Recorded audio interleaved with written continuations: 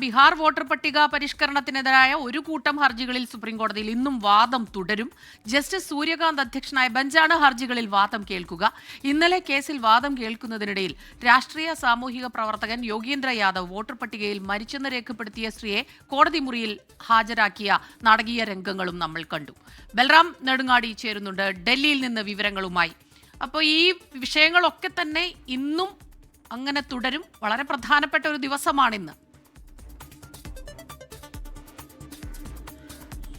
Very good morning Smitha. തീർച്ചയായും ഈ ബീഹാറിലെ വോട്ടർ പട്ടിക പരിഷ്കരണവുമായി ബന്ധപ്പെട്ടാണ് പ്രതിപക്ഷം ഒറ്റക്കെട്ടായി ഈ വിഷയത്തിൽ രംഗത്തെത്തിയത്. പ്രതിപക്ഷത്തിനുള്ളിലുണ്ടായിരുന്ന ചില അഭിപ്രായ വ്യത്യാസങ്ങൾ പോലും ഈ ഒരു വിഷയത്തിന്റെ പേരിൽ പരിഹരിക്കപ്പെടുകയും ഇതുവരെയും ലോക്സഭാ തെരഞ്ഞെടുപ്പിന്റെ കാലഘട്ടത്തിൽ പോലും ഇല്ലാത്തത്രയും ഐക്യത്തോടെയും പ്രതിപക്ഷം ഒറ്റക്കെട്ടായി ഈ വിഷയത്തിൽ ഒന്നിച്ചു നിൽക്കുകയാണ്. അത് കോടതിയെ സമീപിച്ച ഘട്ടത്തിലും ദൃശ്യമായിരുന്നു. ബീഹാറിലെ വോട്ടർ പട്ടിക വിഷയവുമായി ബന്ധപ്പെട്ട് ഹർജി നൽകിയവരിൽ പശ്ചിമ ബംഗാളിലെ രാഷ്ട്രീയ നേതാക്കൾ, തൃണമൂൽ കോൺഗ്രസിന്റെ നേതാക്കൾ, മൗവ മൊയ്ത്ര അടക്കമുള്ളവർ ഉൾപ്പെടുന്നു എന്നുള്ളതും ശ്രദ്ധേയമാണ്. ആ ഹർജികളാണ് ഇന്ന് സുപ്രീം കോടതി പരിഗണിക്കുന്നത്. ജസ്റ്റിസ് സൂര്യകാന്ത് അധ്യക്ഷനായ ബെഞ്ചാണ് ഈ ഹർജികൾ പരിഗണിക്കുക. പ്രധാനമായും ഹർജിക്കാർ ഉന്നയിച്ച ഒരു വാദം എന്നുള്ളത് ഇത് ജനങ്ങളുടെ അവകാശത്തെ ഹനിക്കുന്നതാണ്, ഭരണഘടനാ വിരുദ്ധമാണ് തെരഞ്ഞെടുപ്പ് കമ്മീഷന്റെ നടപടി എന്നുള്ളതാണ്.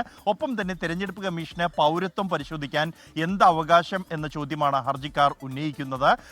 അതോടൊപ്പം തന്നെ ഈ ഒരു ഹർജി സുപ്രീം കോടതിയിൽ നിലനിൽക്കെ തന്നെയാണ് ബീഹാറിലെ ഈ വോട്ടർ പട്ടിക പരിഷ്കരണവുമായി ബന്ധപ്പെട്ടുള്ള പ്രാഥമിക നടപടികൾ പൂർത്തിയായിരിക്കുന്നത്. ഇക്കാര്യത്തിൽ ഉൾപ്പെടെ ഹർജിക്കാർ സുപ്രീം കോടതിയിൽ ചൂണ്ടിക്കാണിക്കുന്നുണ്ട്. പ്രധാനമായും വ്യാപകമായ തെറ്റുകൾ ഈ വിഷയത്തിൽ സംഭവിച്ചിട്ടുണ്ട്. നിലവിലുള്ള കരട് വോട്ടർ പട്ടികയിൽ തന്നെ വ്യാപകമായ പിഴവുകൾ സംഭവിച്ചിട്ടുണ്ട് എന്നും മരിച്ചുപോയവരെ ഉൾപ്പെടെ ഈ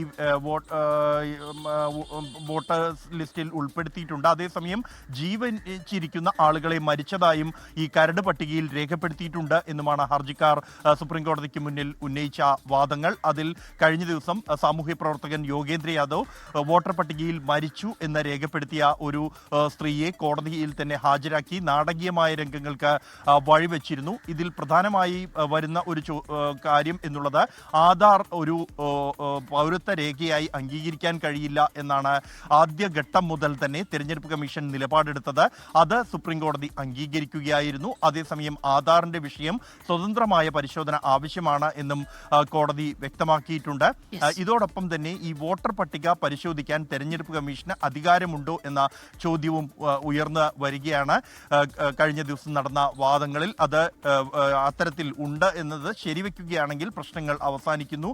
അല്ലാത്ത പക്ഷം അത് വീണ്ടും തുടർവാദങ്ങൾക്കും ശക്തമായ വാദപ്രതിവാദങ്ങൾക്കും വഴിവെക്കും എന്ന് ഉറപ്പാണ്. ഭരണഘടനാ വിരുദ്ധമായ നടപടിയാണ് എന്നുള്ളതാണ് പ്രധാനമായും ഹർജിക്കാർ ഉന്നയിക്കുന്ന ഒരു വാദം. ഇന്ന് തെരഞ്ഞെടുപ്പ് കമ്മീഷന്റെ വാദങ്ങൾ, ഈ വോട്ടർ പട്ടിക വിഷയവുമായി ബന്ധപ്പെട്ടുള്ള കമ്മീഷന്റെ വാദങ്ങൾ കോടതിക്ക് മുന്നിൽ വയ്ക്കും. അത് ഏറെ സുപ്രധാനമാണ്. ഈ വിഷയത്തിൽ ഒരു ഇടക്കാല ഉത്തരവിനുള്ള സാധ്യതയും ഇന്നുണ്ട്.